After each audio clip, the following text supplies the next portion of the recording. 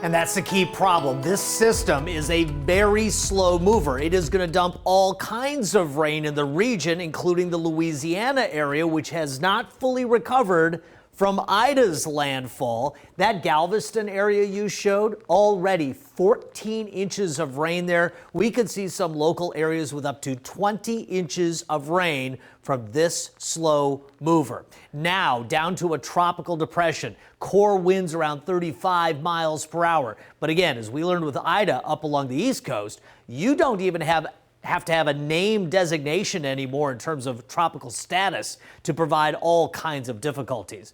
Flash flooding, not only watches but warnings as well as the system slowly drags across Louisiana. Take a look at our forecast going over the next several days. Just slow movement into the northern parishes of Louisiana. This is kind of a worst case scenario, really, a very slow moving system. So again, the core of the rainfall kind of hugging the track of the low pressure here.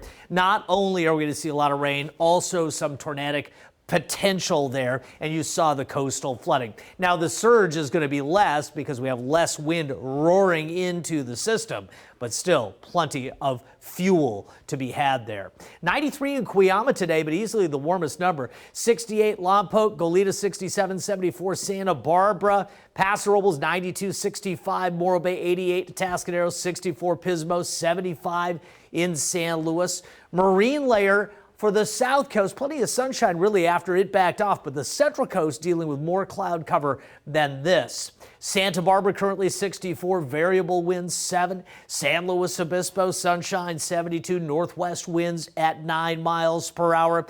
In Avila Beach, you're looking at sunny skies 63, winds 12 miles per hour. But the marine deck is right out there. And what we're seeing is onshore flow, and what we're going to add to this picture is a deeper trough of low pressure later on this week, bringing cooler air inland. So tomorrow's still fairly warm, but as we get into Thursday, temperatures really start nosediving. We still have a beach hazard statement in place through 9 o'clock tomorrow for 6 to 9 foot elevated surf, and it's a long period swell out of the south. Mid to upper 80s in the interior, so the trend is down, but just subtly for the interior tomorrow. Coastal valleys, mid 70s. The beaches, early low clouds, then sunshine in the afternoon, mid to upper 60s. South coast temperatures, mid 70s. So again, it's not dramatic change from where we have been sitting today. But let's talk a little bit about the overall pattern.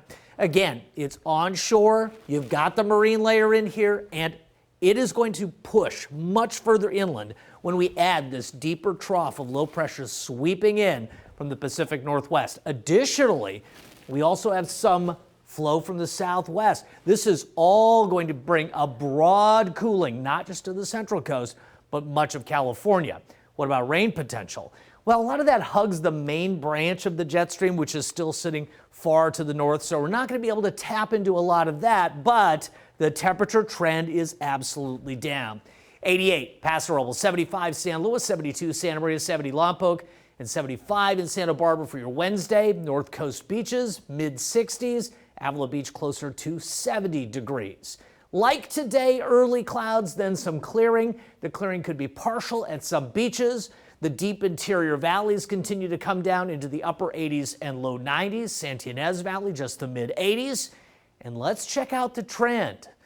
Back into the lower 80s in Paso Robles Thursday. Yes, there's a little warming on the tail end of that forecast, but nothing extreme. San Luis Obispo dropping into the lower 70s for the weekend. Santa Maria, low 70s for the weekend. Santa Barbara, upper 60s and low 70s. And we are back right after this.